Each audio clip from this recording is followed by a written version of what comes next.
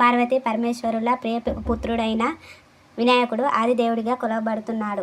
ఏ శుభకార్యం నిర్వహించినా ముందుగా గణేశుని పూజ చేయాల్సిందే. అయితే వినాయకుడు చరిత్ర ఎంత తెలుసుకున్నా తక్కువే అనిపిస్తుంది. ఎలాంటి కోరికలైనా ఇచ్చే విఘ్నేశ్వరుడు అంటే ఏ దేవుడు ఇస్తారు, ప్రత్యేకంగా గౌరవం ఇస్తారు. కానీ వినాయకుడు చంద్రుని మధ్య వైరం ఉందన్న విషయం అందరికీ తెలిసిందే. అందుకే వినాయక చవితి రోజు చంద్రుని చూడొద్దని అంటారు.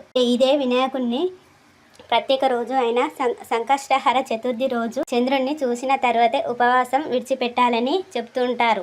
అసలు ఈ తేడా ఎందుకు, అసలేంటి ప్రతి ఏడాది భాద్రపద మాసం శుక్లపక్షం చతుర్థి రోజున వినాయక చవితి వస్తుంది. ఈ రోజున వినాయక పుట్టినరోజు అని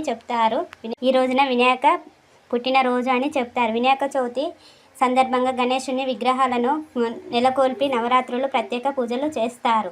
ఆ తర్వాత గంగమ్మ ఒడికి చేరుస్తారు. అయితే ఈ వినాయక చవితి రోజున ఎంతోమంది దేవుళ్లను కొలుస్తారు. కానీ చంద్రుణ్ణి మాత్రం చూడొద్దని అంటారు. చంద్రుణ్ణి చూడడం వల్ల నీలాపనిందలు ఎదుర్కోవలసి వస్తుందని చెప్తారు. వినాయకుని పుట్టినరోజు సందర్భంగా దేవతలంతా స్వామికి ప్రసాదాలు తీసుకువస్తారు. వీటిని చూసి నోరూరి లంబోదరుడు వాటిని పుష్టిగా ఆరగిస్తాడు. అయితే ఈ సమయంలో గజాననుడు నడవడానికి ఇబ్బంది పడతాడు. ఈ సమయంలో చంద్రుడు వినాయకుడిని చూసి నవ్వుతాడు. దీంతో గణపతి పొట్టపాడి అందులోని ప్రసాదాలు బయటకు వస్తాయి. ఇది చూసిన విఘ్నేశ్వరుడు ఆగ్రహం చెంది, నన్ను చూసి నవ్వుతావా, నిన్ను చూసిన ప్రతి ఒక్కరూ నీలాప నిందలు పడుగాక అని శాపం పెడతాడు.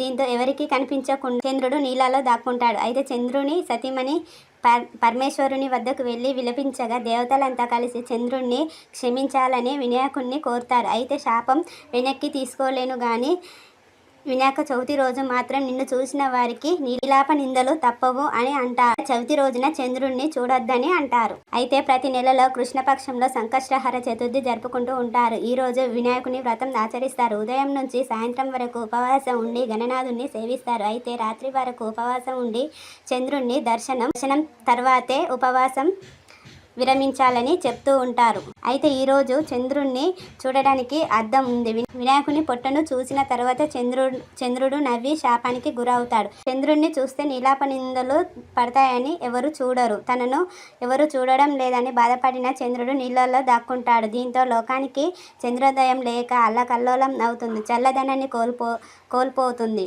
అయితే చంద్రుని కోసం భార్య రోహిణితో పాటు పార్వతీ పరమేశ్వరులు దేవగణాలు కలిసి గణని శాంతించాలని పూజలు చేస్తారు. చివరికి గణేశుడు విగ్రహం ఏర్పాటు చేసి గరికను సమర్పించడం ద్వారా వినాయకుడు శాంతిస్తాడు. దీంతో చంద్రుడిని వినాయకుడు క్షమిస్తాడు. చంద్రుడిని క్షమించిన రోజు కృష్ణపక్షం చతుర్థి. ఈ రోజు సంకష్టహర చతుర్థిగా పిలువబడుతుంది.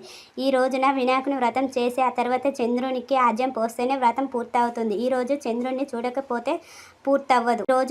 చూడకపోతే వ్రతం పూర్తవ్వదు అని వినాయకుడు లోకానికి చెప్తాడు. వినాయకునికి చవితి రోజు ఎవరైతే పూజిస్తారో వారు కోరుకున్న వరాలు ఇస్తాడు. సంకష్టహర చతుర్థి రోజు ఎవరైతే వ్రతం చేస్తారో ఆగిపోయిన పనులు పూర్తవుతాయి, కష్టాలు తొలగిపోతాయని వినాయకుడు చెప్తాడు.